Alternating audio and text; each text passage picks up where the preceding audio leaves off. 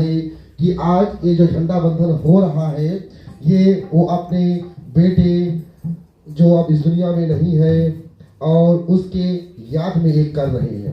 सर्वप्रथम मैं भैया राज जी, आपकी धर्मपत्नी भाभी जी, आपकी बेटी भी यहाँ पर आई हुई है, मैं आप सभी को हृदय से धन्यवाद दे रहा हूँ। और चलते हैं झंडा बंधन, उसके बाद में थोड़े से 2-4 मिनट हम लेंगे भैया जी के प्रति में, हम उसको कहेंगे, फिर उसके बाद में जो आज की कथा है उसको संपूर्ण करेंगे।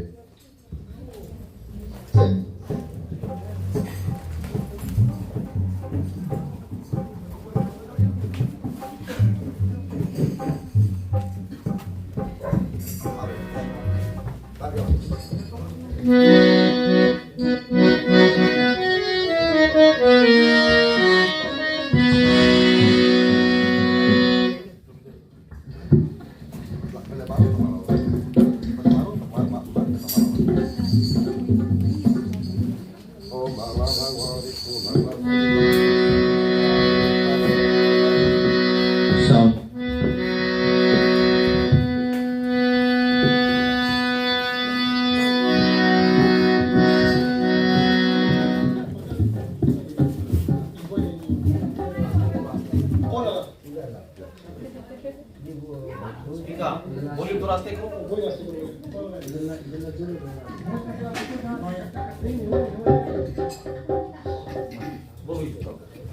माइक थोड़ा दूर को बात है आप लोग खड़ा हो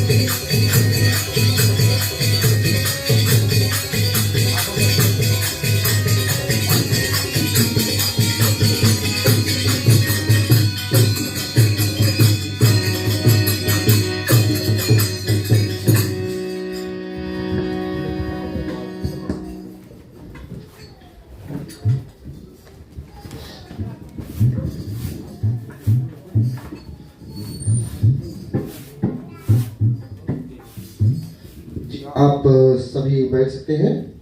तो जैसे मैंने कहा कि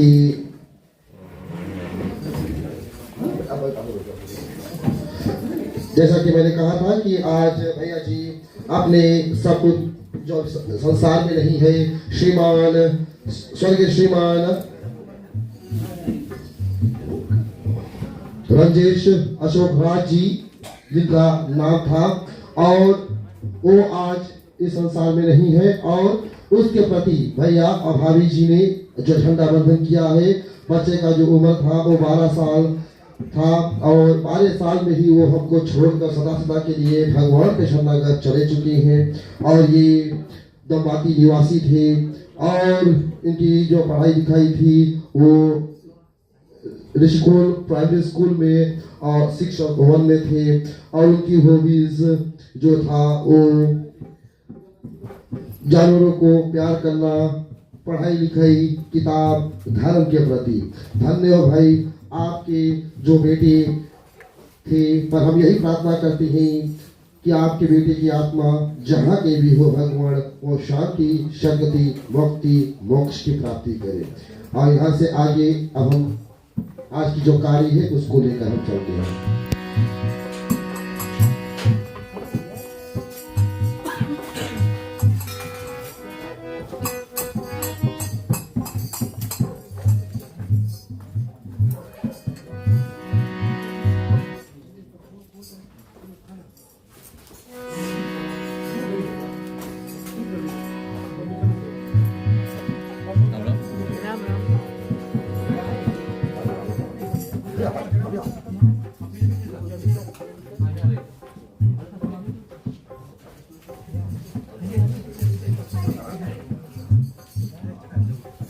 जी हाँ, हम महिलाओं से आग्रह करते हैं कि वो आप लोग आगे आते रहिए, आप लोग नजदीक आइए।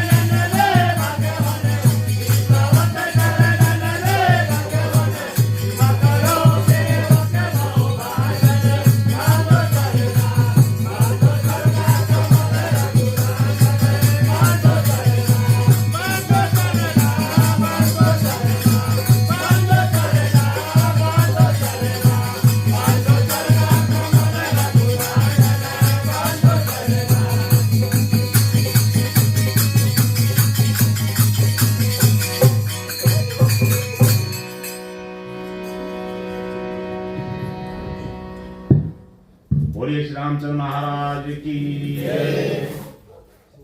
चलो हम सब अपने हाथ को जोड़ ले, नेत्र को बोल ले। ओम नीलांजन समाभासम रवि पुत्रेम गर्जनम छाया मार्तंड संभूतम नमामि श्री शनिश्चरम। श्री शनिदेव महाराज की जय। उपस्थित मेहमान जन मंडी के सदस्य, मैं आप सबको अपने हृदय से धन्यवाद देता हूं कि आप सबने अपना बहुमूल्य समय निकाली इस प्रांगण तले अपना पदार्पण की, इस कथा को और संपूर्ण बनाने के लिए। हमारे धर्म के अंदर और 4 वेद, 6 शास्त्र, 18 पुराण, 100 उपन्यास, जितने भारी ग्रंथ हमारे पास हैं, किंतु उन सब में से रामचरितमानस जो इनमें नहीं आता, उनसे पवित्र कोई नहीं।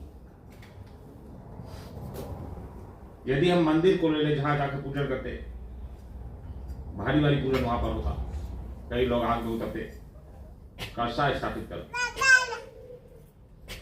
और काफी मान्यता भी देते, किंतु रामायण में और वो मंदिर में यानी अतुल्य भेद है, जिनका तुलना हम नहीं कर सकते।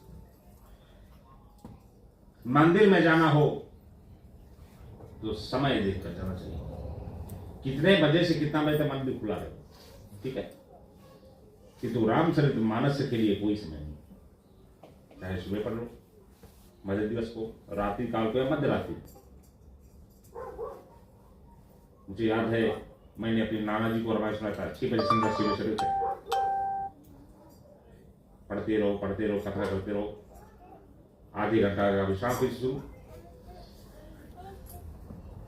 यदि हम मंदिर जाए तो प्रभु तक नहीं पहुंच सकते ना, वहां पुजारी होगा, कार्यकर्ता होंगे, वे प्रसाद ले लेंगे, चढ़ा देंगे और लौटा कर तुम्हें दे देंगे।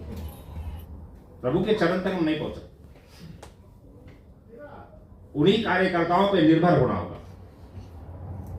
किंतु रामचरितमानस ऐसा ग्रंथ है, कोई वर्ण के व्यक्ति इसको पढ़ सकता, समझा सकता, सुना सकता, श्रवण करा सकता। ऐसा कोई ग्रंथ में नहीं लिखा कि केवल ब्राह्मण ही रामायण को पढ़ सके, नहीं।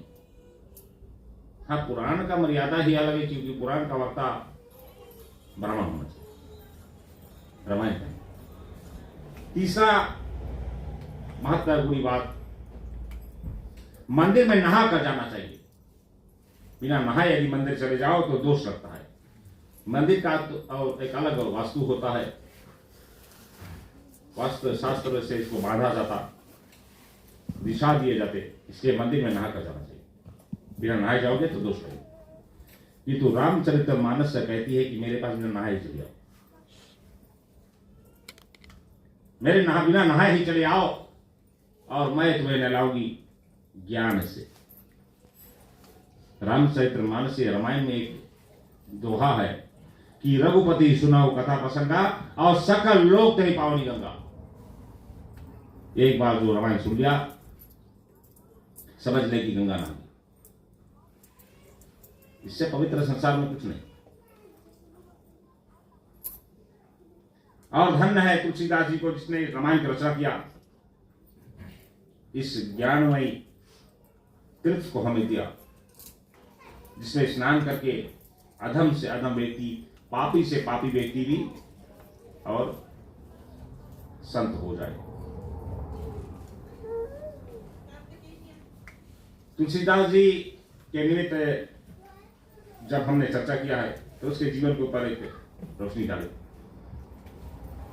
पंडित आत्मा राम के घर पर पैदा हुआ तुलसी नामक माता से। जब तुलसीदास जी जन्म लिए तो एक अजीब घटना घटी। वहां उपस्थित लोगों ने देखा कि तुलसीदास जी हंसता हुआ धरती पर आया। भारत से बच्चा पैदा हुआ रो करा, तुलसीदास जी हंसता हुआ आया और वो बच्चे के मुंह में 32 दांत थे, छोटा सा बच्चा। उस समय के ज्योतिषियों ने कहा कि ये तो राक्षस है, मुंह में दांत लेकर आया तो राक्षस चिन्ह है। कई ज्योतिषों को दिखाया गया, वे सब कहे कि ये तो राक्षस है, यह कारण इस देह पर आ गया, यानी बच्चा बनकर आ गया, ये अशुभ कार्य करेगा। उसी को लोग दुनियाए कि ये अशुभ कारण करेगा। रामचरितमानस में एक और दुआ है कि चित्रकूट के घाट पर भाई संतन की भीड़, तुलसीदास चंदन घट नीचे और तिलक करे रघुदेवी। जिनको बताया गया था कि ये राक्षस है, उसी को भगवान राम ने तिलक कर दिया। जब बड़ा हुआ, विवाह संस्कार हो गया, कुछ समय के बाद देवी रत्नमाला उसकी पत्नी थी, वो अपने पिता के घर गई। जब तुलसीदास जी घर आए तो देखे पत्नी नहीं, पत्नी से अधिक प्रेम था, इसलिए और दौड़ता हुआ अपने ससुराल की ओर गया। रात्रि काल का समय और अधिक बाढ़, मौसम खराब था, नदी में बाढ़ थी। प्रेम वियोग में पागल होकर तुलसीदास जी नदी में कूद पड़े दौड़ने के लिए। एक मुर्दा बहा जा रहा था नदी में, उसको पेड़ समझ के तुलसीदास जी काट लिए क्रॉस के लिए। केरा पेड़ बढ़े तो उसको पकड़े क्रॉस के लिए। जब ससुराल पहुंचा तो ऊपरी माले पर घर का एक सर्प लटक रही थी, खिड़की से एक सर्प लटक रही थी। तुलसी जी ने सोचा कि चलो मेरी पत्नी ने मेरे लिए रस्सी या साड़ी लपेट कर छोड़ा है। वो सर्प पकड़कर चले गए। मध्य रात्रि का समय, जैसे ही देवी रत्नमाला के कमरे में बहुत पहुंचे कि हे प्रिय मैं आ गया। तुलसीदास जी अपेक्षा कर रहे थे कि यदि पत्नी होगी तो अरे इतना भाई प्रेम मुझसे करते हो, इतना ज्यादा प्रेम कि मेरे लिए सर्प पकड़ कर आ गए। किंतु वो ज्ञानी श्री तुलसी जी से बोली कि हड्डी मर्म चर्म यहाँ तासम कीन सप्रीत, यानी हड्डी और चमड़े का ध्येय इतना प्रेम, और जो करते रघुनाथ से तो मिट जाती मन में, इतना ही प्रेम रघुनाथ जी से करते तो पितर तार ले। तुलसी जी को वो वाक्य बहुत और सुई के जमात हुआ। इतना प्रेम करता था स्त्री से, स्त्री ने ऐसे कह दिया और हाथ जोड़कर बोले कि तुम प्रिया मेरी ज्ञान की माता, और तुम ही ज्ञान दियो, तुम मेरे ज्ञान की माता हो गई। और लौट कर तुलसीदास जी ने उसे पत्नी रूप में नहीं देखा, वहां से चले गए और काशी में जाकर बसे। वहां एक कुटिया बनाकर रहने लगे। जब सुबह और उठकर जाते बाहर भीतर होने के लिए, जल पात्र लेकर जाते, जो जल बचा था यानी अशुद्ध जल बचता था वो लाकर एक पेड़ पे छोड़ देते। उस पर एक प्रेत रहता था। प्रेत ने सोचा कि ये मेरा सेवा कर रहा है, मुझे जल दे रहा है। एक दिन प्रेत पसंद होकर सामने आया, हे साधु मांगो क्या चाहिए, जो चाहोगे मैं दूंगा, तुम मेरी बहुत अनन्य सेवक हो गए, बहुत सेवा कर रहे। तुलसी जी बोले है यदि देना चाहते हो तो बताओ राम कहां मिलेंगे। प्रेत ने पूछा, बोला ये भाई ये तो मेरे अपोजिट है, कुछ मांगो दे सकता हूं, ये नहीं दे सकता कि तू बता सकता हूं। किसी भी जगह रामायण हो रही हो वहां जाना और देखना जो व्यक्ति बहुत पहले आया और अंत में जाता, लोगों से भीड़ भाड़ से दूर रहता, अकेले बैठता है, भौरा विलित वेश उसका है, यानी मैला चेला कपड़ा पहना, दुखी की तरह बैठा रहता और मन लगाकर कथा सुनता, बस उन्हीं को पकड़ लेता।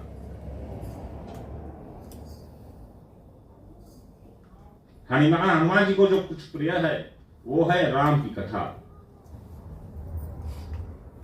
जहां भी राम की चर्चा होती, वो कथा होती, हनुमान जी वहां जरूर आते। तो तुलसीदास जी हर रामायण में जाते, बैठकर देखते। रामनवमी का समय आया, तुलसीदास जी गए पंडाल में बैठे तो देखे दूर पर एक बूढ़ा सा व्यक्ति बैठा, बूढ़ा वेश बनाकर, दुखी, चेहरा से ऐसे लग रहा कि बहुत दिन से कुछ खाया नहीं, कपड़ा हो फटा चिला। जैसे लोग कथा समाप्त हो गया जाने लगे, तुलसीदास जी ने उसे पकड़ा, पैर से पकड़ा। वो बोला, छोड़ दो भाई मुझे, मैं महिला व्यक्ति, मुझे क्यों पकड़ रहे। तुलसीदास जी बोला कि नहीं, मैं तुम्हें जानता हूं, मैं नहीं छोड़ूंगा, अपना रूप दिखाओ। और तब हनुमान जी अपना रूप दिखाया और तुलसीदास जी से कहा कि तुम जो चाहते हो वो मिलेगा, राम जी के चरण में चलते हो। और फिर चित्रकूट भेज दिया, वहां गए तुलसीदास जी, राम जी का दर्शन भी किया। राम जी ने उसके मस्तक पर टीका भी लगाया, ये सब चर्चा हुई। तुलसीदास जी ने आकर रामायण की रचना किया। काल बीतता गया, समय बीतता गया। एक दिन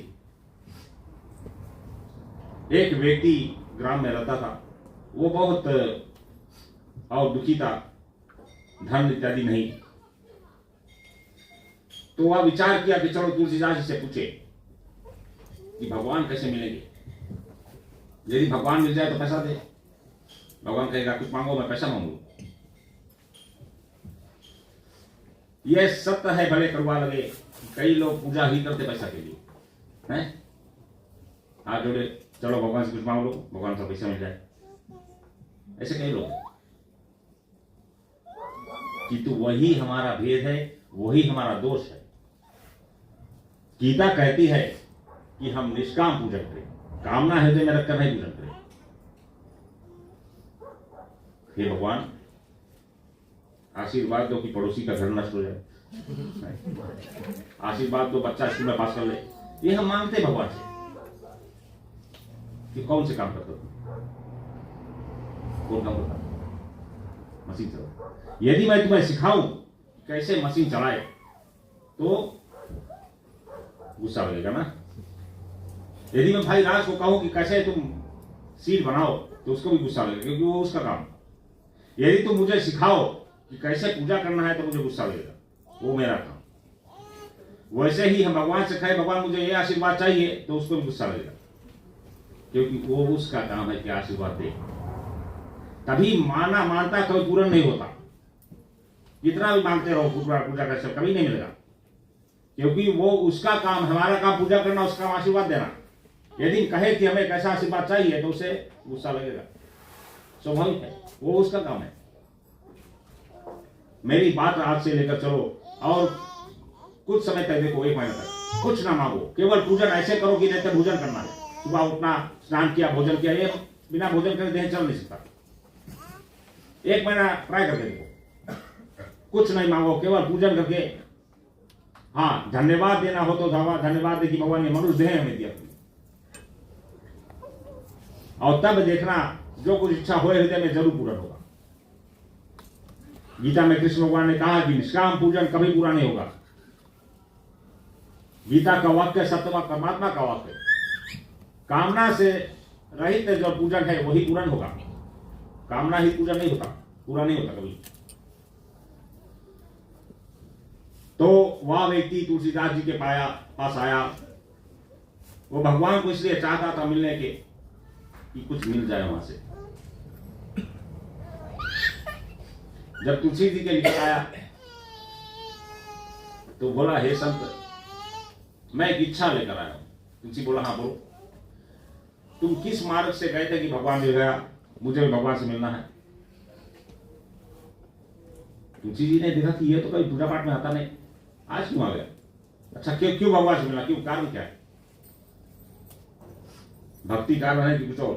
तो वह बताया कि ये पंडित जी, मैं बहुत गरीब हूं, मुझे धन चाहिए, इसलिए भगवान से मिला। तुलसी जी ने विचारा कि ये तो भक्त है ही नहीं, ये केवल भगवान को पैसे के लिए मिला। तो कहा, तुम भगवान से मिलोगे? वो बोला, हाँ मिलूंगा। अच्छा देखो, वो सामने पहाड़ दिख रही, जो ऊंचा सा पेड़ है, जाऊं पेड़ पर चढ़ जाना और ऊपर जाना पेड़ पे, और चिल्ला कर कहना कि हे भगवान मैं आ रहा हूं, और वहां से कूद जाना, भगवान मिलेंगे।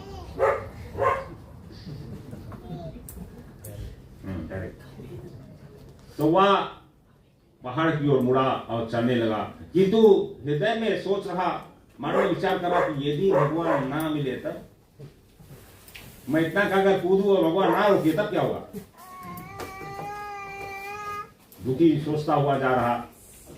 सामने से व्यापारी आ रहा था, उसने देखा कि ये व्यक्ति जाता है, चेहरे पे चिंता लिए दुखी। तो पूछा, हे भाई कहां जा रहे हो? तुलसी जी की कुटिया से आ रहे। उसने सारा हाल कहा सुनाया, मुझे धन चाहिए था। तुलसी जी से पूछा, भगवान क्यों कहां मिलेगी? तो तुलसी ने कहा कि जो पेड़ पर जाकर कूद जाओ और कहो भगवान मैं आ रहा हूं। तो अब व्यक्ति विचार किया कि ये यदि कूदेगा तो भगवान उसको नहीं रोकेगा, ये मर जाएगा। तो कहा, देख भाई, ये लालच में ना पड़, तुम्हें धन चाहिए मेरे धन ले लो। तो देखो एक कथा यहां से और निकल कर आई। वो भगवान को मिलना चाहता था धन के लिए, सो भगवान के मार्ग में चलाओ, धन मिल गया, चले जाओ, क्योंकि तुम यदि कूदोगे भगवान नहीं रोकेगा तुम्हें, जाओ यहां से। वो धन लेकर हंसता हुआ चला गया। जब वो अदृश्य हो गया, यानी चलता हुआ गया, घूम पड़ा अपनी तरफ, तो वह व्यापारी उसी पेड़ की ओर बढ़ा, पहाड़ की ओर चढ़ा पेड़ पर और कहा, हे भगवान, तुलसी के मुख का बात है कि यदि मैं आपकी को दर्शन करना चाहूं, यदि कूदूं तो आप मुझे रोक लो। मैं तुलसीदास जी के बात पर विश्वास करता हूं। इतना कहाकर वह व्यक्ति ऊपर से छलांग लगा लिया और प्रभु राम ने उसे बीच में ही रोक लिया। कहने का भाव यह है, कथा सुने, पूजन करे, ये केवल इसलिए नहीं करे कि यहाँ पर आए, समय था तो वहां गए, बैठिए, पूजन के सुनिए, कथा सुनिए। यदि विश्वास हृदय में नहीं है तो कुछ सफल नहीं हो। विश्वास रख आना चाहिए। भगवान राम माता शबरी को जो 5वीं भक्ति नवदा भक्ति के अंदर बताई थी कि मंत्र जाप प्रभु डर विश्वासा और पंचम भजन सो वेद प्रकाशा।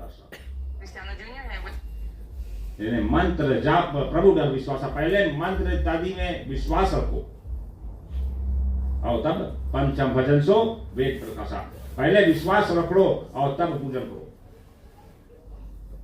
यदि विश्वास ही नहीं तो राम की कथा तुम्हें एक स्टोरी लगेगी, एक स्टोरी। किसी कवि ने कहा है कि भगवान कृष्ण जब देखा कि अर्जुन तैयार नहीं हो रहा तो उसे 18 कविता सुनाई, जिसे भगवत कहते हैं, 18 कविता। तो सुनते थे वो व्यक्ति थक गया, कब खलास होगा? 18 क्लास हुआ, भगवान बोला कि आओ सुनाओ। अर्जुन ने कहा नहीं भगवान मैं लड़ूंगा, अब नहीं सुनाओ। तो यदि भक्ति भी हृदय अंदर नहीं है, विश्वास नहीं है, तो तुम्हें रामायण की कथा की स्टोरी चल कोई बैठा था कोई स्टोरी लगा। तो पहले मंत्रों में, शास्त्रों में, कथाओं में विश्वास रख लो, तब कथा को सुनो। तो वह व्यक्ति विचार कर तुलसी जी की वाणी कूद गया और भगवान ने उसे मध्य में रोक लिया। फिर कुछ समय बीता, तुलसी जी से एक गलती हुई।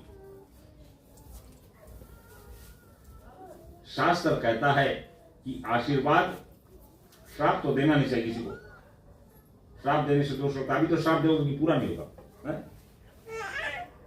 अब वैसे लोग नहीं बचे। हमारे देह के अंदर 3 गुण है, सद्गुण, रजोगुण और तमोगुण। जब सत्य गुण ऊपर आता है तब हम पूजन करते हैं, वो सत्य का मार्ग है। जब रजोगुण ऊपर आता है तब हम लालच करते हैं। जब तमोगुण आता है तब वही व्यक्ति जो सद्गुण में रहा था कभी, वही दुष्कर्म करता। तो अभी संसार में ऐसा कोई नहीं कि केवल सद्गुण में रहे। समय समय पर, चाहे साधु होए या संत, समय समय पर वही व्यक्ति सद्गुण का सेवन करता, समय पाकर वही व्यक्ति रजोगुण का भी, और समय पाकर वही व्यक्ति दुष्कर्म भी करता। इसलिए जो श्राप इत्यादि हो गए, कोई कहे फलाना आदमी में श्राप दे दिया, अब नहीं पूरा, वो काल ही अलग था, समय अलग था। आशीर्वाद हम देते तो उसको पूरा परमात्मा करता, किंतु आशीर्वाद भी देख कर देना चाहिए। क्या आशीर्वाद दे, क्या तुम्हारे मुख से कर रहा। तुलसीदास को एक झटका लगी। सुबह का बेला था, रात्रि काल में व्यक्ति गुजर गया। सुबह उसकी दाह संस्कार हुई, होने जा रही।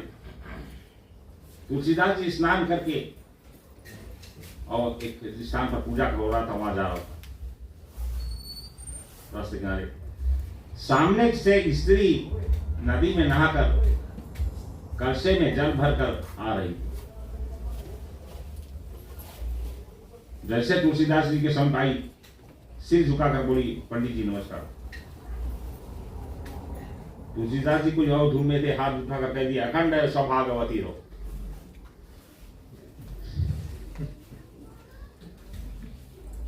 वो स्त्री रुक गई। हे पंडित, मेरा पति मर गया, मैं सती होने जा रही हूं, मुझे आशीर्वाद दे रहो, अखंड सभापति रहो। अब चलो यहां से। तुलसीदास जी को सॉरी कहने का मौका ही नहीं लगा। चलो मेरे पति को जीवित करो, यदि नहीं जीवित कर पाए तो संसार भर ढिढोरा पीटूंगी, तुम झूठे हो।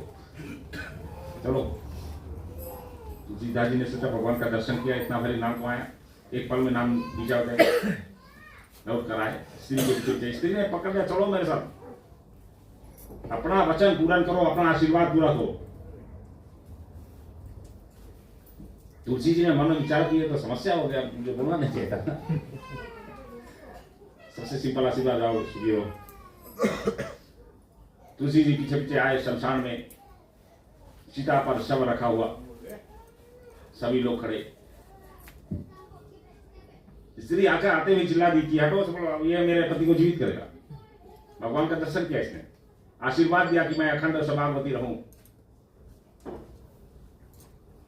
सभी और लोग वहां खड़े थे, तुलसी जी को और देखने लगे, आशा से करते। तुलसीदास जी ने कहा, अच्छा जितने लोग हैं नेत्र को मूल लो, सिर को झुका लो, यदि कोई एक देखेगा तो अंधा हो जाए। लोग सिर झुका लिए, नेत्र मूल, एक देखता था, एक व्यक्ति देख रहा था क्या होगा। तुलसीदास जी ने मुर्दे के कान में जाकर बोला, ये भाई मुझे क्षमा कर दे, और गलती से यह वाक्य निकल गया, आपकी पत्नी मुझे जबरदस्ती यहां ले। मैं तो अज्ञानी व्यक्ति हूं, अज्ञानता में परिपूर्ण, संसार में केवल एक चीज नाम जानता हूं जो बार बार दोहराता हूं, वही जानता हूं और कुछ नहीं। मैं राम राम के सिवा कुछ नहीं जानता। मुर्दा उठकर बोला सीताराम। मुर्दा उठ गया। वह व्यक्ति जो देख रहा था वो अंधा हो गया तुरंत। तुलसीदास जी के वाक्य प्रभु के वाक्य थे। उसकी स्त्री ने बहुत रोई वहां बैठकर, और तब स्त्री का एकाक पति को मिलता है। जो साधु होते हैं, संत होते हैं, उनके वाक्य अटल होता है, ब्रह्म वाक्य। बोलिए रामचंद्र महाराज की जय।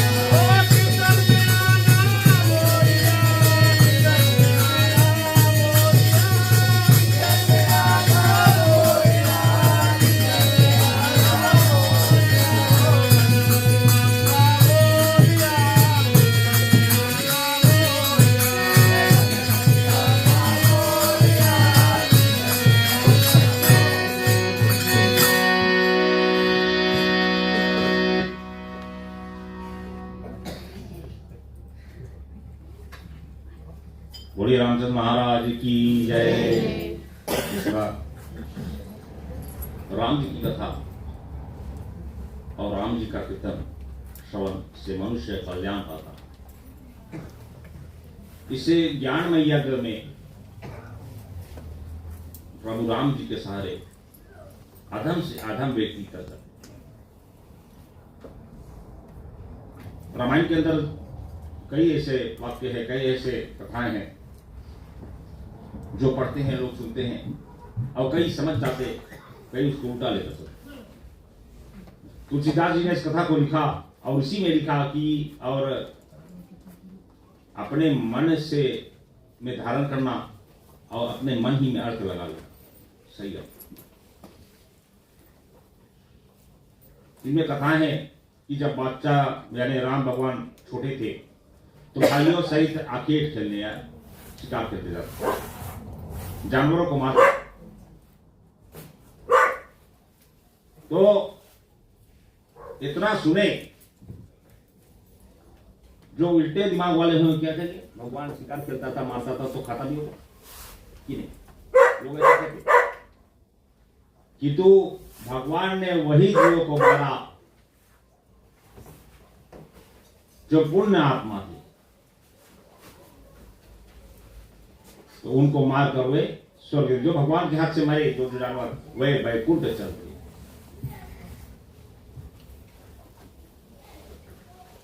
प्रभु राम के नाम ना सुनने से, प्रभु राम के में विश्वास ना रखने से कई मनुष्य ऐसे भी है जिन्होंने अकाल दुख भेदा। एक छोटा सा कथा सुनो, वाल्मीकि रामायण में स्थित है। जब भगवान राम अयोध्या में छोटे बच्चे थे तो वहां पर एक व्यक्ति रहता था और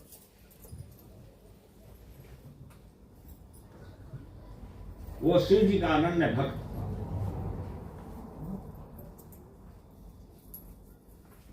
जब जाके मंदिर में बैठता, गुरु के सब बैठता, जब वे गुरु बैठकर राम जी का गुण गाते तो वो सोचता ये राम तो यहाँ पर एक छोटा सा बच्चा है, इनका पूजन करे, करना होए तो भोलेनाथ का पूजन कर। तो जो गुरु वहां बैठे थे वे बोले कि डांटे इनको, का ऐसे नहीं बोलो, राम जी से संसार में कोई नहीं बढ़ा, पार ब्रह्म है। अरे कैसे मान लूंगा छोटा सा लड़का भगवान है। माता खाना खिलाने को बुलाती तो वो भाग जाता, कभी कभी जो गंदा होता जमीन पर उसको उठाकर मुंह में लगा लेता, ये क्या भगवान। तो एक दिन ऐसा बोलता गया, जो गुरुजन थे वे सुनते गए और एक संत वहां बैठा था, वो बोला यदि ऐसा भाव है तुम्हारा तो उठो और जाकर पंछी बन जाओ, चिड़िया, श्राप देता हूं तुमने राम के विषय में और गलत बात किया, इसलिए जाकर पंछी बन जाओ। वह व्यक्ति मनुष्य देह त्याग कर तुरंत एक पंछी बन गया, चिड़िया बन गया। तब उसने विचार किया चलो मुझसे कुछ गलती हो गया भाई, ऐसा जो और कल तक इंसान था चिड़िया हो गया। और राम जी के कारण से, राम है कौन की जिसके कारण से उस ऋषि ने मुझे श्राप दिया। ऐसा सोचता रहा। एक दिन सर्प ने काट लिया, वो मर गया और जाकर पेड़ हुआ। 84 लाख योनि के अंदर कई जीव ऐसे हैं जो बहुत हाली हली जीवन चेंज करते। ये छुट्टी तरीका कुछ समय का जीवन पेड़ बन गया। अभी भी विचार कर रहा, बोल नहीं सकता कि तो विचार कर रहा कैसे क्या किया मैंने जो इतना भारी वैधम दे मिला। एक दिन आंधी आई, पेड़ गिर गया और जाकर घोड़ा हुआ। घोड़ा हुआ, किसान के पास चल के गया। किसान खेत में घोड़े को चलाता और भजन कीर्तन कर गाते रहते, लोग गुनगुनाते रहते। ये सुन रहा, वो जो गुनगुना रहा था उसमें राम का नाम आता, ये सुनने की कोशिश करता कि तो समझ नहीं पाता। राम समझा केवल, क्योंकि राम जी से वियोग होके तो ये जीव पाया, ये देह पाया। गर्मी पड़ी, प्राण छूट गया और फिर आकर कुत्ता हुआ। तो चल के ब्राह्मण के घर गया, किनारे वहीं पर पड़ा था। वो ब्राह्मण अपने पुत्र को जब राम जी का कीर्तन गाकर सुनाता, ये सुनता कि तो बोल नहीं पाता। इतने जीव पार करते करते समझ गया कि चलो राम जी के कारण से मिला तो वो छोटा इंसान नहीं, बहुत आगे। राम जी की नाम सुनते सुनते वो अधम देह भीतर गया, मर गया और आकर सज्जन के यहाँ पर एक इंसान हुआ, सज्जन पुरुष इंसान हुआ। तो जैसे ही गुरुकुल जाने लगा तो गुरुओं से पहला प्रश्न किया, मुझे राम की कथा सुनो। जब वे सुना रहे थे अयोध्या में, तब ये सुन नहीं रहा था कि तू अब कह रहा मुझे राम की कथा सुनो। जब ये सुनना चाहता तो जो संत गण थे वे अब राम की कथा नहीं करते, वे मर्यादा बताते। पहले भगवान को जान लो, पहचान लो, तब उसकी कथा सुनो। ऐसा नहीं कि भगवान यहाँ प्रकट हो जाए हम हाथ मिला चल दिए राम भगवान, ऐसे नहीं।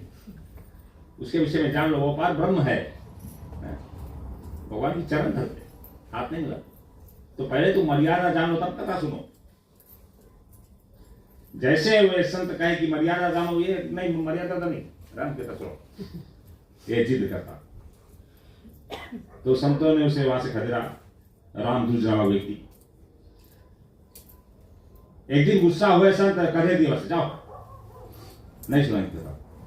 तो थोड़े दूर वन में एक कुटिया थी, एक ऋषि की, नाम था लोमस ऋषि, बहुत प्रसिद्ध है। उसके यहां पर जाकर पहुंच गए, कहा कर सुनाया कि भाई मेरा नाम राम अधुत है, मैं राम की कथा सुनना चाहता हूं। संयोग से उसे याद था कि राम जी काल से कितना दुख झेला। लोमस ऋषि ने बैठाया पास में, अच्छा सुनो। वो मर्यादा बताना शुरू किया, भगवान की पूजा कैसा होता है और तो कितने प्रकार के यज्ञ इत्यादि सब बताना शुरू किया। ये पोका बन प्रभु ने उनका सुने, मनता राम की कथा सुने। लोमस ऋषि मुस्कुरा कर बोले, भाई सुन लो, मर्यादा सुन लोगे तब जान पाओगे राम को। नहीं, मुझे राम कथा सुनना। जब बहुत जिद करने लगा तो लोमस ऋषि बोले, तुम तो कौवा के तरह बात करे, काहे जाओ कौवा बन जाओ। वो बालक तुरंत कौवे में बदल गए। फिर से शुरू हुई जीवन पे जीवन। जब कौवा हो गया तो दोनों पग जोड़कर बताया, बोला अब बता दो राम कथा।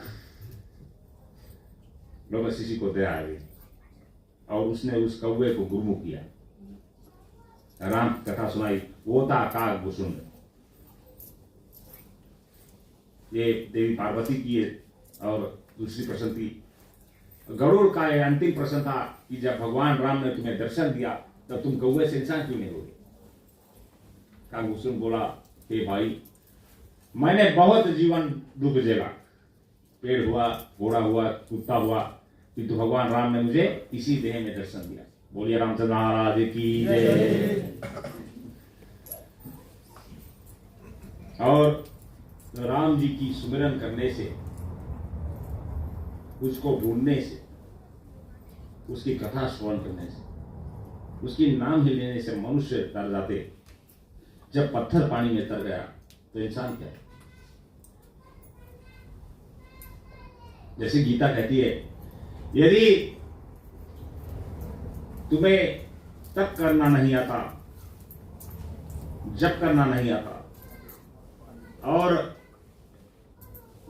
निष्काम भक्ति ना करना आता, तो केवल नाम ही को चाहते। भगवान ने किसी ग्रंथों में नहीं कहा कि मुझे यह चाहिए, ये पूजन करना पड़ेगा, ये नहीं करोगे तो दूध डूबेगा। भगवान ने कभी नहीं कहा, कोई रिक्वायरमेंट नहीं। केवल नाम मात्र लेते ही अधम से अधम व्यक्ति तक जाते।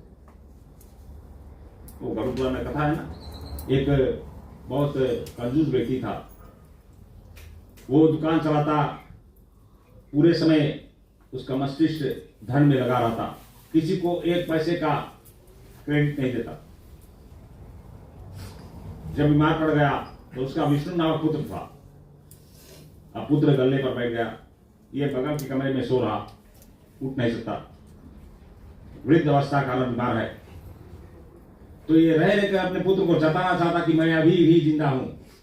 तो उधर से घोड़ता, हे विष्णु विष्णु, ताकि पुत्र जाने रहे कि बाप पापा सुन रहा। पैसे खाए फिर होगा तो चिल्लाएगा। यह चिल्लाते चिल्लाते गुजर गया और वैकुंठ चला गया,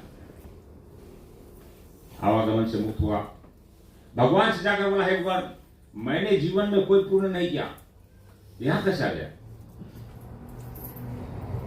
भगवान जी बोले, जब पुण्य नहीं किया तो दूल्हा क्यों रहे थे, यानी क्यों चिल्लाते थे मेरा नाम लेकर? अर्थ यह है कि नाम मात्र में ही ताकत है। मंत्र उच्चार करना नहीं आता, केवल नाम ही लेते हो। जिस तरह राम जी की मार्ग चार कर केवट कर गया, तो उन्हीं की कथा श्रवण करने से अधम व्यक्ति कर जाता। सतयुग में केवट जब खचुआ को रूप धर के भगवान विष्णु का दर्शन करने गया, शेषनाग ने फूंक मारी, वह मूर्छित हो गया। और फिर आकर जब त्रेता युग लगा, वो निषाद जी के राज के किनारे गंगा में नदी के और केवट बिरादरी में जन्म लिया। केवट एक बिरादरी होती है, जो लोग बहुत चलाते हैं, नदी को लोग को क्रॉस कराते नदी, उनको केवट थे, वो नाव चला। एक दिन नारद जी प्रकट हुए और कहा, हे केवट, जिसके लिए तुमने इतना दुख झेला वो धरती पर प्रकट हो गया। भगवान का दर्शन करना चाहते हुआ गया कि तू नारद ने यह नहीं बताया, आ गया तो कौन है वो? केवट पूछता था। संतों का यही काम, सत्य तुम्हें मार्ग दिखाएगा, चलना तुम्हारा काम, तुम्हें उठाकर ले जाएंगे नहीं, वे तुम्हें रास्ता बता देंगे, चलना तुम्हारा काम। नारद जी ने बता दिया कि वो भगवान धरती पर आ गए हैं, आप ढूंढते रहो, मिलेंगे तुम्हें। काल बीतता गया। जब प्रभु राम जी को वनवास मिला, भ्राता लक्ष्मण माता सीता संग वे वन में गमन किए, निषाद के राज्य में पहुंचे। निषादों के जंगल में रहने वाले। सुबह की बेला थी, निषाद जी नदी किनारे जा रहे थे, निषादों के राजा, और एक पेड़ की खुटी जो काट देते थोड़ा सा रह जाता, उसके पैर में लगी तो वो दुख से चिल्लाया, पीड़ा से। निषाद जी दौड़ते हुए, आओ महाराज उठो। जल पिलाया, केवट ने जल पिलाया। निषाद ने कहा कि छाए तुम मेरी सेवा किए, कौन हो तुम? तो केवट ने बताया कि महाराज, मैं आपकी राज में रहता हूं, यहां पर केवट हूं, गंगा पार कराता हूं।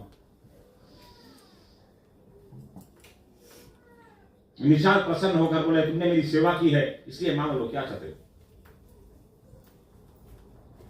निषाद बोला, नहीं राजन, यानी केवट बोला, नहीं राजन, आप कहीं जा रहे हो, चले जाओ, जब समय आएगा तब मैं मांगूंगा। जब निषाद निकल गए, तभी केवट को पता चला कि एक राम नामक कोई अयोध्या से आया है। इसने एक बाण में तारका को मार डाला। इसने मारीच को बाण भी नहीं मारा, केवल रस्सी पकड़ खींचा, वो उड़कर लंका में जाके गिरा। मारीच राक्षस जब राम से लड़ने आया था, राम ने धनुष पर बाण नहीं चढ़ाई, केवल रस्सी खींच लिया। रस्सी का जो हवा उसको लगा, वो उड़कर लंका में जाके गिरा। 7 दिन मूर्छित रहा, 8वें दिन होश में आया था। रावण से बताया ऐसा हुआ। जिसकी पत्थर की, यानी जिसकी चरण के धूल से पत्थर स्त्री हो गई, ऐसा कोई आया है? केवट ने विचार किया कि अच्छा चलो, जिसको मैं ढूंढ रहा हूं ये कुछ निकट है, कि तू नीच जाति में, उस समय भारतवर्ष में ये ऊंच नीच का बहुत चलता था। हम बहुत धन्य है हमारे पूर्वज के जो यहाँ आए। इंसानों में भेद नहीं करते कभी, ये इंसान में ऊंच नीच नहीं होता। यदि ब्रह्म पुराण देखिए तो ब्राह्मण, क्षत्रिय, वैश्य, शूद्र, यदि शूद्र से जन्म करोगे तो क्या पैर काटे गिरोगे? दोनों पैर बिना चलो। ये देह का अनुरूप है। अब यदि मैं अपनी तरफ से बताऊं तो ब्राह्मण के पैर छुए बिना तरनतार नहीं होता, पैर ही छूना पड़ता है। इसलिए इंसान से जन्म नहीं करते। किसी इंसान से जन्म करोगे तो भगवान से जन्म करोगे। गीता के 10वें अध्याय में श्री कृष्ण जी ने कहा है कि अहम आत्मा गुना के सर्वे जीवदाते, यानी मैं ही हूं, वो हर इंसान के अंदर आत्मा बनती। जब आत्मा होता तो देह चलती, आत्मा नहीं होता देह होता का शमशान लेकर चलते। ये देह इज नॉट इंपॉर्टेंट, आत्मा इंपॉर्टेंट है।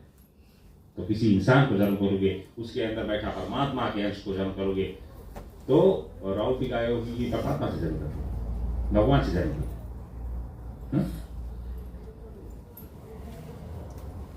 इसलिए मनुष्य बनकर आए हैं हम, तो मनुष्य ही रहे। किसी एक, मैं सुन रहा था, कोई जो कवि बैठे हैं भारतवर्ष में, कोई कह रहा था कि देखते देखते जनाब खुदा बन बैठे, देखते देखते जनाब खुदा बन गए बैठे, यहां वर्षों बीत गया इंसान सा होने में।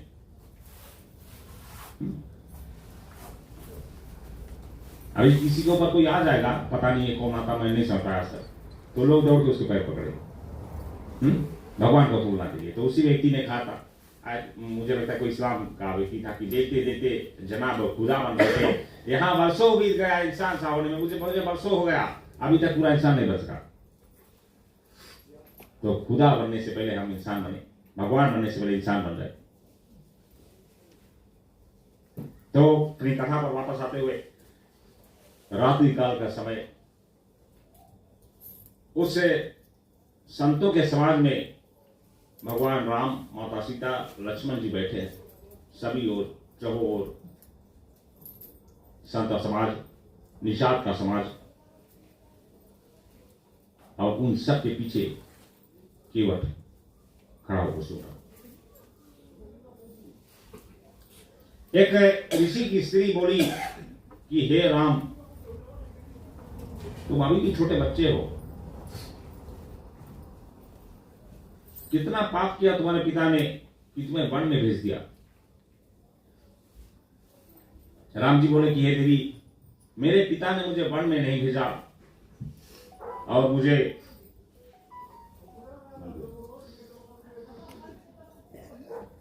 पिता ने कहा कि हे बेटे, जाके कर्म करो, ये कर्म भूमि है तुम्हारी, कर्म करो।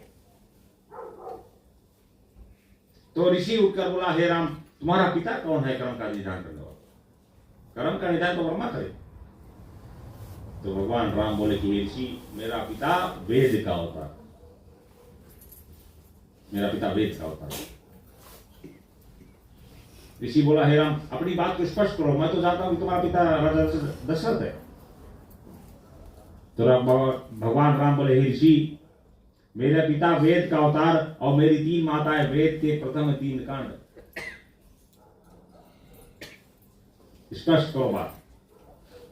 भगवान राम बोले कि हे ऋषि, ध्यान में सपृष्ट कौशल्या, यानी ध्यान कांड कौशल्या, सुमित्रा उपासनाया, उपासना कांड माता सुमित्रा, कर्म कांड कैकेयी, ताम वेद सत्ता, यानी ध्यान कांड कौशल्या, उपासना कांड सुमित्रा, और कर्म कांड कैकेयी, ताम वेदो दशरथ नाम, यानी वेद मेरे पिता का। इतना ही सुनना था कि वेद का पुत्र आया। वेद तो ग्रंथ है, समझ नहीं आ रहा उसको, कि तू कुछ नजदीक में आ गया कि ये वेद का पुत्र है, तो मनुष्य तो नहीं हो सकता। मध्य रात्रि का समय आ गया, भगवान राम, माता सीता और वहां लेकर शयन करने गए, उसी सीजन के भी पेड़ के नीचे। उनके पीछे लक्ष्मण तलवार लेकर बैठा, लक्ष्मण के बगल में निषाद, और उन सब के पीछे कान लगाकर केवट सुन रहा है, ये क्या बात कर रहे। कुछ समय बीत गया, ये विश्राम करने लगे भगवान। तो लक्ष्मण जी बोले निषाद से कि हे भाई निषाद, तीन तो जाते हैं, बोले ना। निषाद बोल रहा है भैया राम, भैया भाभी सीता, गुरुकुल में लोग साथ पढ़ते थे। लक्ष्मण बोला नहीं भाई, यही वैकुंठधारी श्री हरि विष्णु है और ये धन की देवी माता लक्ष्मी। केवट ने इतना ही सुना। वाल्मीकि जी ने लिखा है कि वो चला गया वहां से और कुछ दूर जाकर नृत्य करने लगा, यानी नाचे लगा। सुबह तक वहां एक तिर नहीं बचा था। वाल्मीकि जी ने लिखा है कि तिर नहीं बचा, मतलब उतना दूर के घास नहीं रहा। उतना नाचा जंगल में, कितना दूर का घास ही मर गया खुशी के मारे। जिनको मैं ढूंढ रहा था वो यहां आकर मिले। जब सुबह का बेला हुआ, निषाद बोला कि हे भगवान, कि मैं भगवान के लिए कुछ फल फूल लेकर आऊं। जाने लगा और कुछ अभी स्टिल लग गया। एक स्थान पर आया और किसी ने अचानक में उसका पैर पकड़ लिया।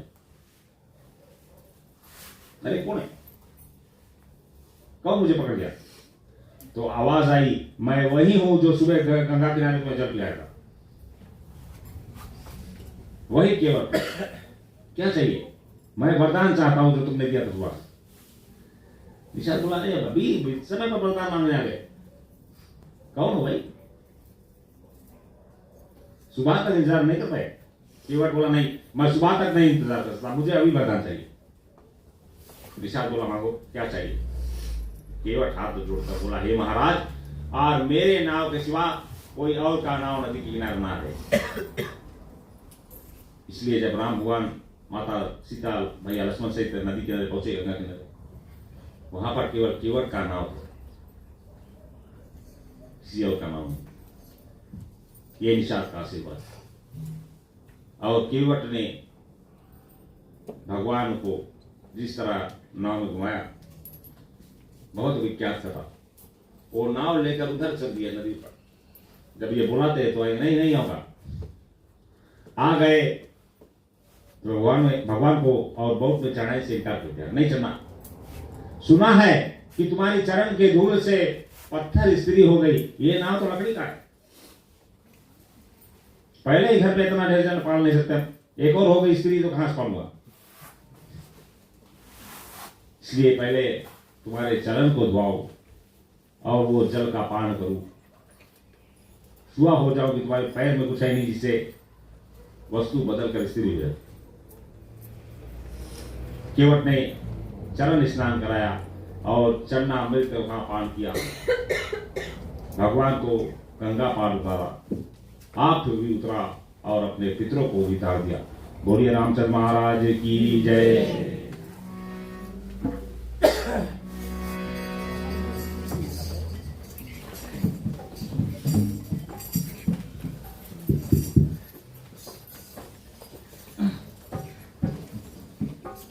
सब बोलिए तुलसी महारानी की जय। आप लोग भी कीर्तन गा सकते हैं मेरे साथ। जय जय तुलसी, जय जय राम, जय जय लक्ष्मण, जय हनुमान। जय तुलसी, जय जय राम, जय जय लक्ष्मण, जय हनुमान। जय जय तुलसी, जय जय राम, जय जय लक्ष्मण, जय हनुमान। जय जय तुलसी, जय जय राम, जय जय लक्ष्मण, जय हनुमान।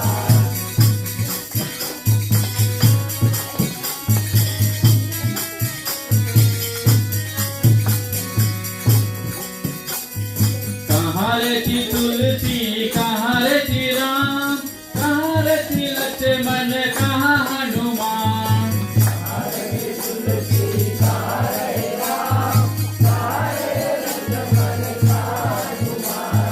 कहाँ रहती तुलसी, कहाँ रहती राम, कहाँ रहती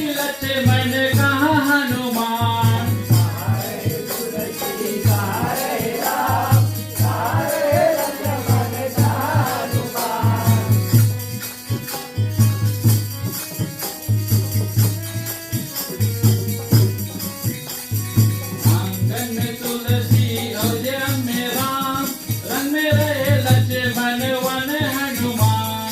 जय जय तुलसी जय जय राम, जय जय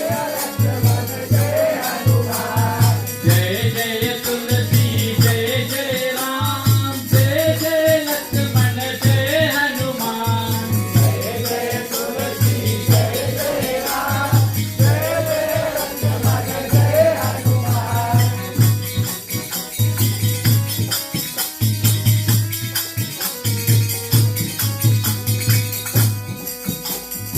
कैसे रंग की तुलसी कैसे रंग की राम, कैसे रंग के लक्ष्मण कैसे हनुमान।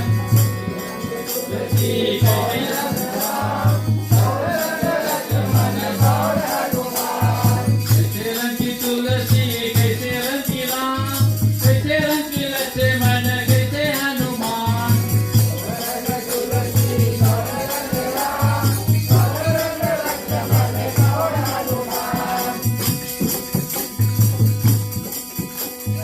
हरे रंग की तुलसी श्याम रंग की राम, गोरे गोरे लक्ष्मण लाल हनुमान। जय जय तुलसी जय जय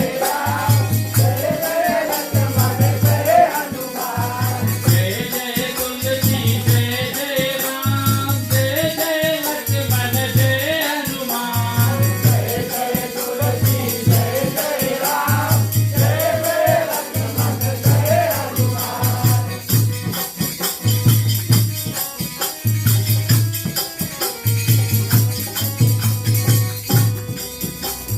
क्या खाए तुलसी क्या खाए राम, क्या पिए लक्ष्मण क्या हनुमान।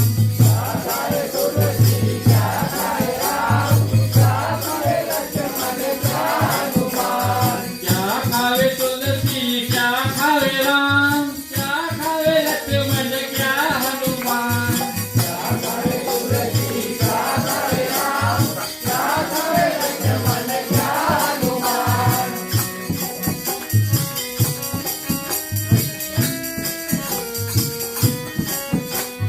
जल पिए तुलसी मेवा खाए राम, कुटी खाए लक्ष्मण फल हनुमान। जय जय तुलसी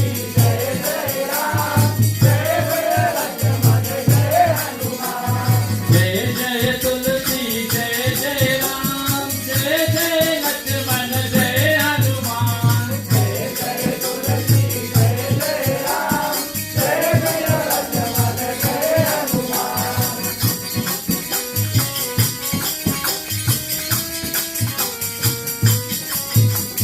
क्या देवे तुलसी क्या देवे राम, क्या देवे लक्ष्मण क्या हनुमान।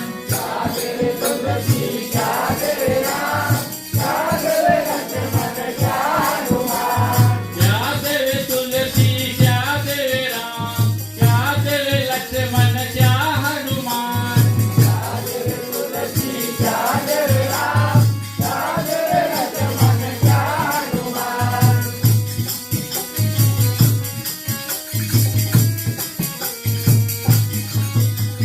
रोग निवारे तुलसी मुक्ति दे राम, शक्ति दे लक्ष्मण मुक्ति हनुमान। जय जय तुलसी जय जय राम, जय जय लक्ष्मण जय हनुमान।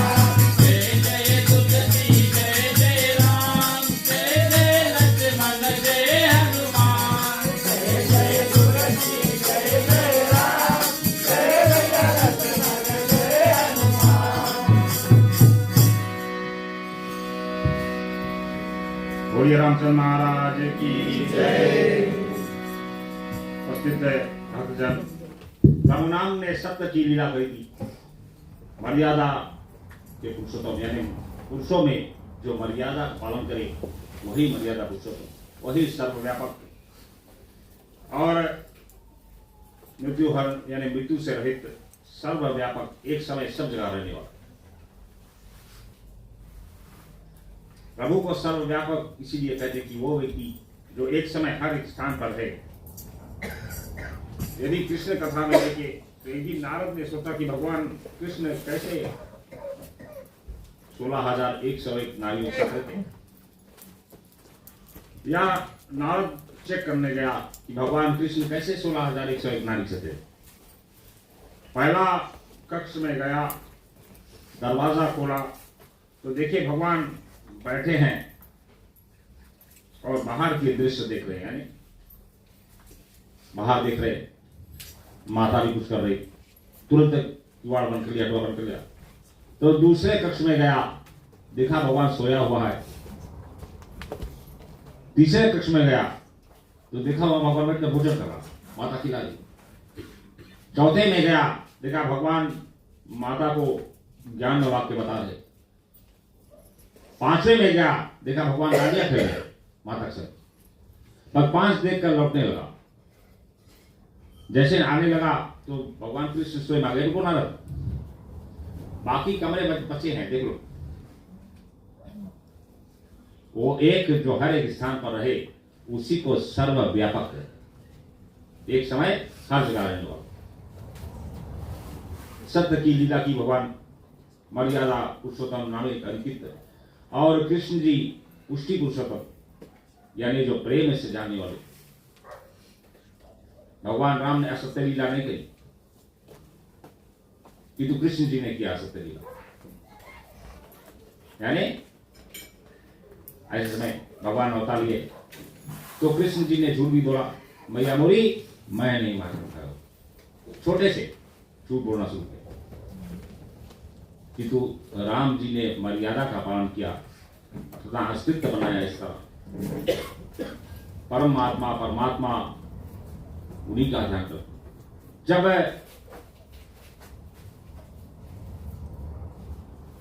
एक दिन माता पार्वती ने पूछा भोलेनाथ से कि जब तुम ध्यान में बैठते हो तो क्या कहते, नेत्र बोध कर क्या बोलते? तो भोलेनाथ जी ने कहा कि मैं अपने इष्ट का ध्यान करता। कौन है इष्ट? मैं बोलता हूं राम रामेति रामेति रमे मनोरमे, और शास्त्र नाम तत्तुल्यम राम नाम मनोरमे। यानी राम रामेति है चर्चा से परे, मनोरमे मेरे मन में है। सहस्त्र नाम तत्तुल्यम, मैं 1000 नाम ले लूं, वो सब जाके राम का नाम हो जाए।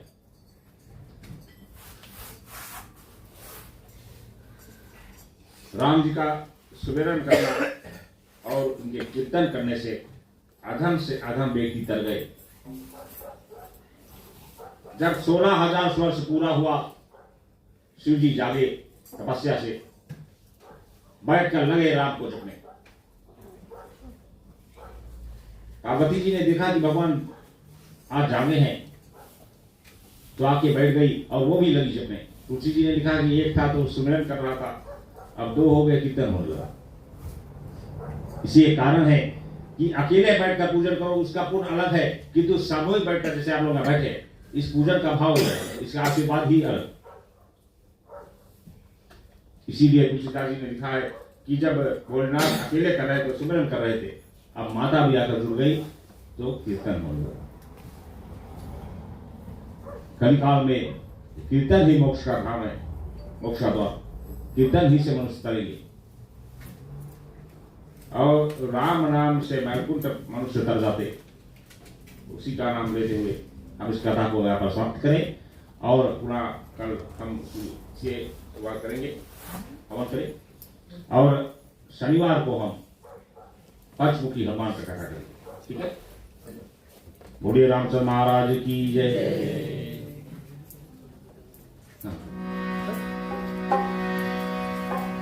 ठीक है।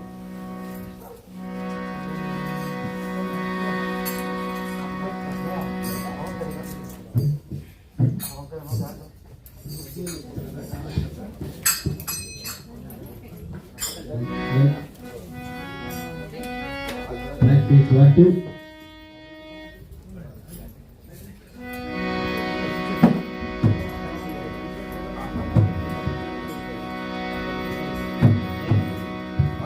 लास्ट में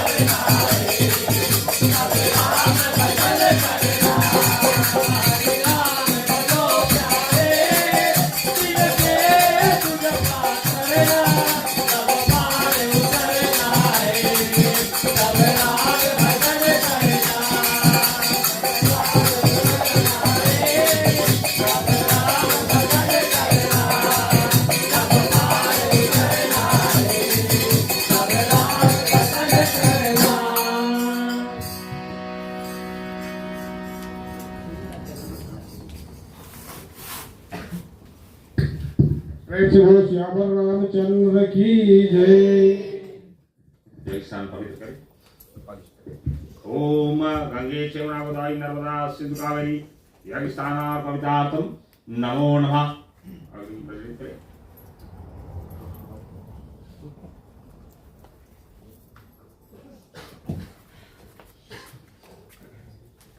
ओम भूर्भुवः स्वः भूम्ना पृथ्वी आवरणा तस्यस्ते पृथ्वी देवाजानी अपिस्ते अग्नि मन्नाद मन्नाद यादधे लो स्वाहा स्वाहा शब्द उच्चार करते हैं ना। चंदन की पकड़ रखें। ओम श्री खंड चंदन विभुक्तम सुमनो रविलकम सुशस्त्रकम समाप्यामि। उसकी भी गलती कर।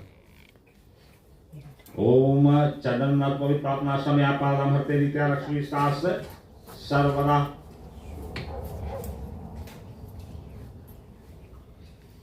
अपना माथा लगाओ।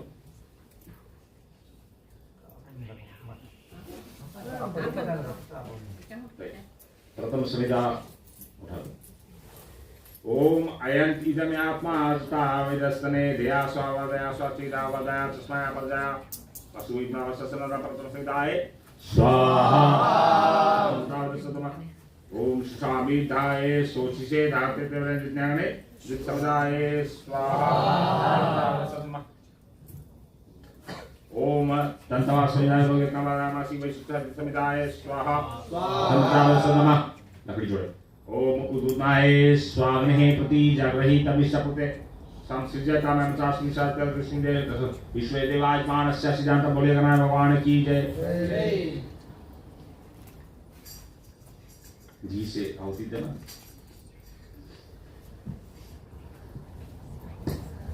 ओम प्रजापते स्वाहा।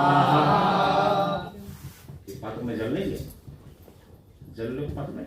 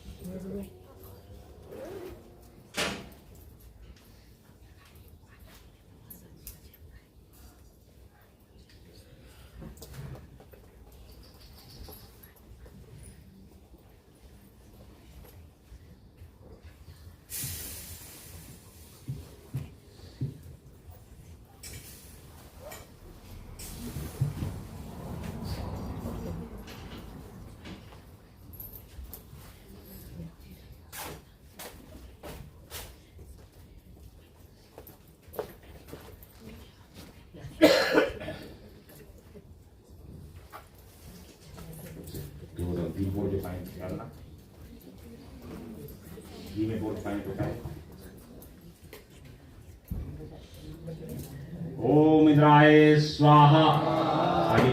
इदम इंद्राय नमो ओमणे स्वाहा। इदम अग्ने नमो सुमाय स्वाहा। इदम समाय नमो भू स्वाहा। इदम अग्ने नमो भुवा स्वाहा। इदम वायु नमो स्वाहा स्वाहा। इदम सूर्याय नमः। ओम गंगे च नर्मदाय नर्मदास गंगावलियाश्नातम नमो नमः। ओम गजाननं भूतगणादि सप्तम कवित जमोपचार भक्तम उदान श्लोम शो विनाशकारकम नमामि विद्यासर्पद्मं श्रीविनायकं स्वाहा। ओम शिवा शंकरामीशानां मरुद्धास्त्रशीलोजमया शक्रदेवाय श्री महादेवाय स्वाहा। ओम सर्वमंगलमांगल्ये शिवे सर्वार्थ साधिके शरण्ये त्र्यंबके गौरी नारायणी स्वाहा। ओम नमो भगवते वासुदेवाय स्वाहा। ओम नमो भगवते वासुदेवाय स्वाहा। ओम नमो भगवते वासुदेवाय स्वाहा। ओम अर्तनामतैतानां विष्टानां दिविष्टां कालक्रम श्रीरामचंद्राय स्वाहा। ओम दक्षिणोलक्ष्मण यशावामे चन्द्रपूर्तिमाते रायासहस्रं सदाय स्वाहा।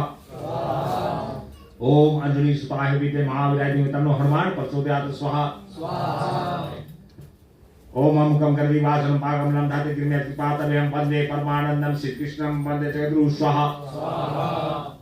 ओम ब्रह्मावृष्टकार भानुष्टि पुरुषा पुरुषुषाणि रावकृत सर्वे ग्रह शांति कराव श्रीराम देवाय स्वाहा। 3 बार स्वाहा उच्चार कर पितृ का आहुति देना।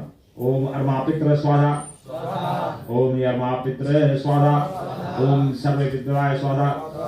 ओम ईशितवाय नमः स्वाहा। ओम कुलदेवताय नमः स्वाहा। ओम ग्राम तगण स्वाहा। ओम इष्टांतवाय नमः स्वाहा। ओम सखीपुराणाय नमः स्वाहा। ओम वाणी हिरण्य गर्भाय नमः स्वाहा। ओम मां पिता सगले कल्याण नमः स्वाहा। ठीक है, लिखा लो, ये लिखा लो।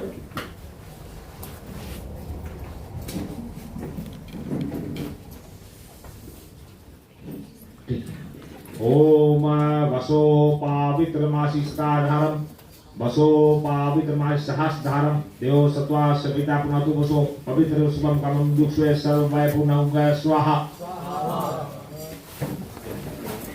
जल मंजन कर ले। ओम तरुपाग्रेसी तनुवन में पानी ऐसे। ओम आयुर्दाग्नेसी आयु में देही। ओम वर्षो यज्ञेसी वर्षो में देही। पूरा तन अब ऊपर से नीचे। ओम अग्नेयमय तर्वा पुण्यं तर्मा आपु नमः। बोलिए वरनाय भगवान की जय। भगवान की जय। श्री सनातन धर्म की जय। आसमान करके यज्ञ और शांति करें। ओम यथावान कवचम भवति वारिकां तद्धोपादताग्नि शांति भवति वारिका। बोले रामचंद्र महाराज की जय। आपकी बात।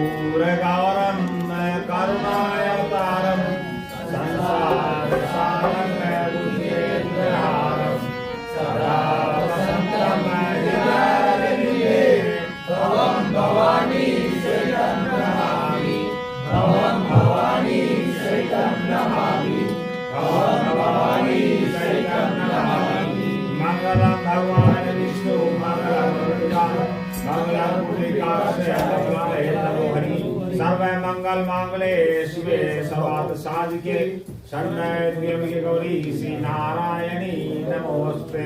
श्री नारायणी नमोस्ते, श्री नारायणी नमोस्ते। बोलिए रामचंद्र महाराज की जय।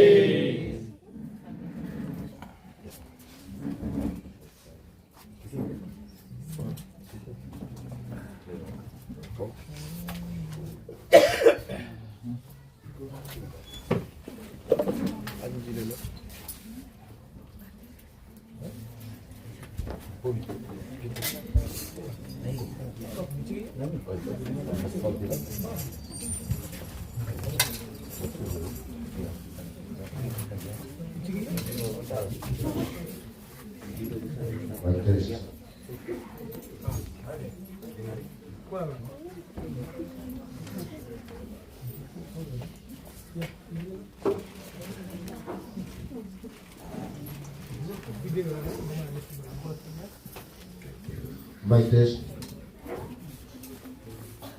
अच्छी बात है आदरणीय माताएं, देवियों तथा बच्चों, जैसा कि आप सभी जानते हैं कि आजू नरेरे भक्ति जीवन रामायण मंडली हमारे जितने भी कार्यकर्ता कमेटीगण इस मंदिर के हैं, भवन के हैं, और आज मिलकर ये 3 दिवस जो राम कथा हम लोगों ने आयोजित किए हैं, ये क्यों हम लोगों ने किए? क्योंकि हम लोगों ने देखा है कि आज भी हमारा जो सनातन है ये पीछे होता जा रहा है। इसीलिए ये कार्य को, इस बीड़ा को हम कमेटी ने मिलकर उठाया है। सर्वप्रथम मैं धन्यवाद देना चाहता हूँ हमारे आज के जो प्रचारक है, यानी हमारे जीजा जी श्रीमान अविनेश महाराज जी। जब ये कार्यक्रम हम लोगों ने ऑर्गेनाइज करने को सोचा था तो इन्होंने मुझे एक ही बात बताया था कि दिनेश तुम चलो अपने मंडली के साथ, कोई अगर तुम्हारे साथ नहीं खड़ा होगा पर मैं तुम लोगों के साथ खड़ा हूं, और जो भी 3 दिवस से कथा है उसको मैं करूंगा। और सर्वप्रथम मैं धन्यवाद देना चाहता हूं ग्रह मालिक श्रीमान और श्रीमती रोहित जी को, क्योंकि जिस दिन हम लोगों ने बात किया मीटिंग में तो सबसे पहले भैया ने भाभी जी आ गया है और कहा कि नहीं हम 3 दिवस से राम कथा को रखेंगे। तो फिर भैया जी ने कहा, जब ग्रह के मालकिन ने कह दिया तो मैं कौन हूं? भैया जी आप दोनों को मैं हृदय से, हमारे जितने भी मेम्बरान हैं उनकी ओर से, हमारे ब्राह्मण जी के द्वारा आपको भी बहुत बहुत धन्यवाद है। फिर आगे चलते हैं, हमारे 3 दिवस से जो महाप्रसाद है और कोई नहीं, हमारे ही जिला की और हमारे ही भाई और भाभी और उनके बेटों और बेटियों द्वारा जो दिया गया है, ये और कोई नहीं है। श्रीमान और श्रीमती जॉन जितेंद्र प्रताप जी जो मैनेजिंग डायरेक्टर है प्रताप प्लास्टिक इंडस्ट्रीज के, क्योंकि जब भी हम कोई कार्य करते हैं, सिर्फ राम कथा नहीं, हमारा जो बुक डिस्ट्रीब्यूशन है नरेंद्र हिंदू फाउंडेशन का, सबसे पहले हम इनके पास जाते हैं, भैया कोई डोनेशन है? खाली क्या चीज पूछी, भैया कोई डोनेशन बनता? अरे भैया आप तो जनता खाना पानी के। आज तक कभी इन्होंने नहीं किया है। और 3 दिवस से जो कथा है इसमें इन्होंने बहुत योगदान हम लोगों को दिया है।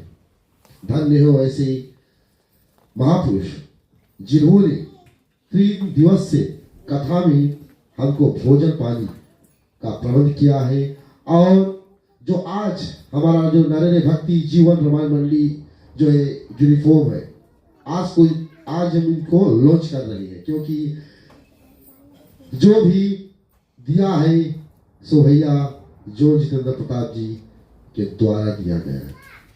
वही जोरदार तालियों से इनका भी हम धन्यवाद दें। हम धन्यवाद देना चाहते हैं जलपल लाइव स्ट्रीमिंग वीडियोग्राफी के फोटोग्राफी को और उनके मैनेजिंग डायरेक्टर श्रीमती आइरिन पाल, उत्तम पाल की, जिनके द्वारा 3 दिवस से बिल्कुल मुफ्त ये जो लाइव स्ट्रीमिंग है ये चल रहा है। जब हम लोगों ने कार्यों को करने को सोचा तो मैंने गया बहन जी के पास, बहन जी से कहा कि अभी आप मंडली शुरू किए हैं, सिर्फ 6 महीना हुआ है। तो बहन जी ने एक के बाद कहा, दिनेश आप मुझे ऐसे तमाचे क्यों मार रहे हो? तो मैंने कहा क्यों? क्योंकि मैंने कहा है कि जब जब तुम्हें कभी भी जरूरत होगा लाइव स्ट्रीमिंग का, क्योंकि अच्छे कार्य के प्रति सब खड़े होते हैं। मैं एक बार फिर श्रीमती आयरन जी आपको अपने जितने भी कमेटीगण हैं उनके ओर से आपके और आपके पूरे परिवार को मैं हृदय से धन्यवाद दे रहा हूं और यही आशीर्वाद दे रहा हूं कि सदियों आपका ये जो बिजनेस है ये ऊपर जाए। फिर हम चाहते हैं जो डेकोरेशन है जिनको देने वाले हैं रविंद्र दत्त, जिन्हें आप बनवाली के नाम से जानते हैं। ये जो पूरा डेकोरेशन किया गया है ये इनके द्वारा ही दिया गया है। जोरदार तालियों से हम उनका भी धन्यवाद दें। और जो हमारा बड़ा बनाने में जो टीम जो हम लोगों ने लाया है, चलते हैं चर्च टिम्बा के मैनेजिंग डायरेक्टर श्रीमान और श्रीमती केविन जी जो हमारे मंडली के एक मेहमान भी हैं, उनको मैं हृदय से धन्यवाद दे रहा हूं। जोरदार तालियों से इनका भी स्वागत किया जाए। और आज से लेकर 3 दिवस से जो पूजा की जो सामग्री है जिन्होंने हमें दिया है, श्रीमान और स्वर्गीय श्रीमती सलेश प्रकाश जी, जिन्हें आप कीर्ति ड्राइविंग स्कूल के नाम से भी जानते हैं, उन्होंने भी हमें $100 धन दान में दिया है। और उन्होंने कहा कि जितने भी पूजा का सामग्री है अभी से लेकर 3 दिवस तक उसको हम खरीदे। और अभिलक्ष्मी एंड लकेश एंड फैमिली जिन्होंने हमें $100 धन दान में दिए हैं, ये ऑस्ट्रेलिया से आया हुआ है। और अंजिला देवी जिन्होंने $25 हम लोगों को हमारी जो मंडली है उसको धन दान में दिए हैं। जोरदार तालियों से इनका भी धन्यवाद किया जाए। और एक बार फिर मैं धन्यवाद आप सभी का देता हूं। यहाँ पे सिर्फ दानदाताओं की बात नहीं आती है, यहाँ पर आते हैं कि किस तरह से आप लोगों ने अपना जो बहुमूल्य वक्त है उसको निकाला। पर चलते हैं आज अभी हम 2 मिनट के लिए जो हम मौन धारण करेंगे, क्योंकि आज जो हमारे मुख्य अतिथि थे श्रीमान राज जी, जिन्होंने झंडा वंदन किया है किसके लिए? अपने स्वर्ग के बेटे के लिए। ये मौन धारण हम अंतिम में क्यों कर रहे हैं? क्योंकि जो भी पुण्य हम आज कथा के द्वारा कमाए हैं, हम स्वर्गीय श्रीमान रंजेश अशोक राज जी के आत्मा के प्रति भी हम देंगे।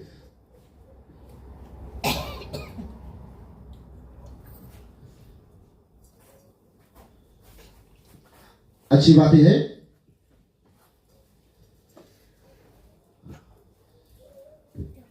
और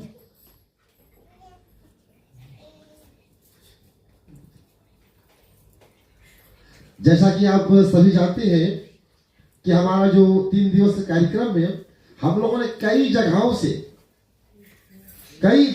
जो साउंड सिस्टम है मांगे, पर हम लोगों को एक बात मिलता, भैया 300 अ डे है, 900 भर देना और 3 दिवस को आप ले जाओ। पर इनको जो खरीदने में हमें मदद किए और कोई नहीं,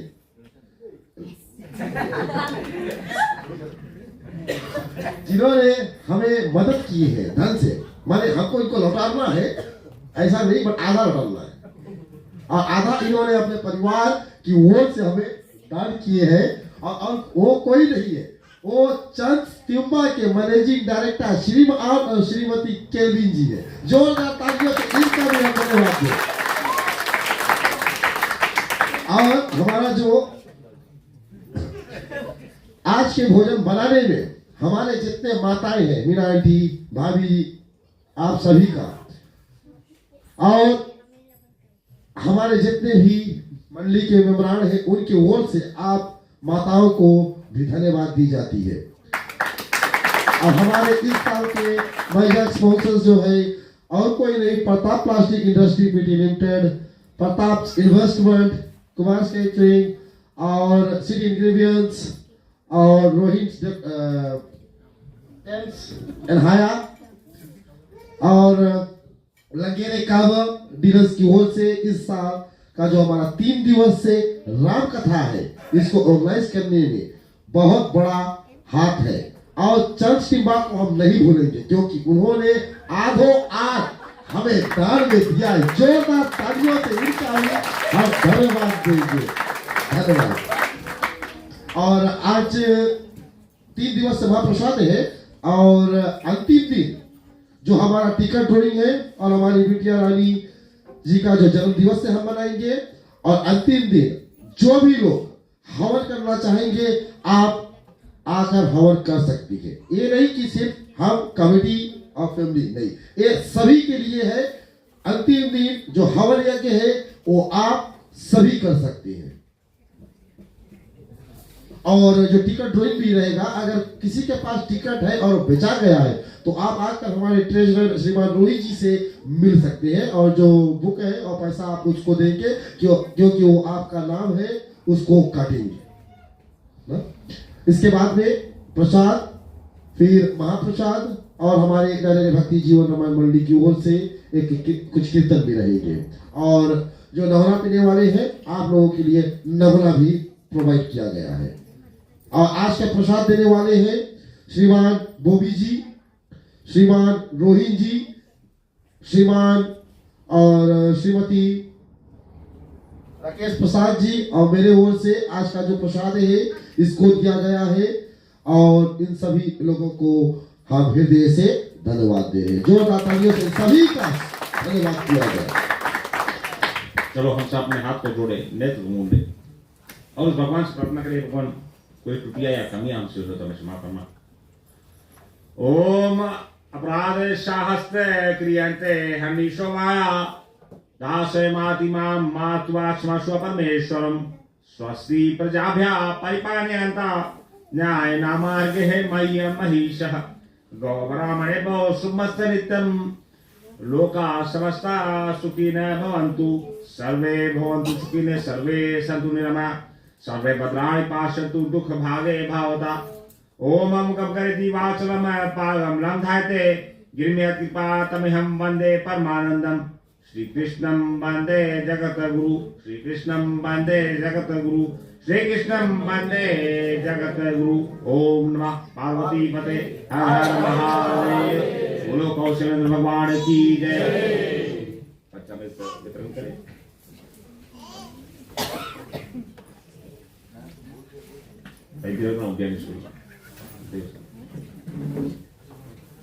ओम अकाल मृत्यु हरणम सर्व व्याधि विनाशनम श्री राम पदुकम पीत्या शीर्षाधार्यम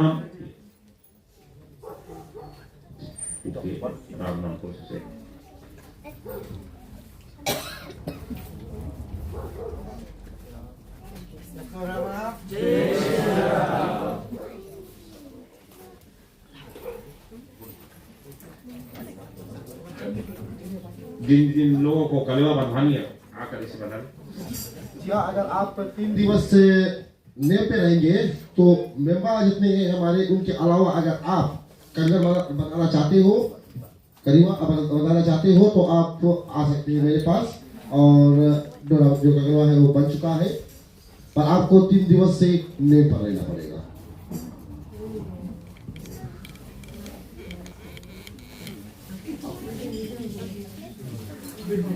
तो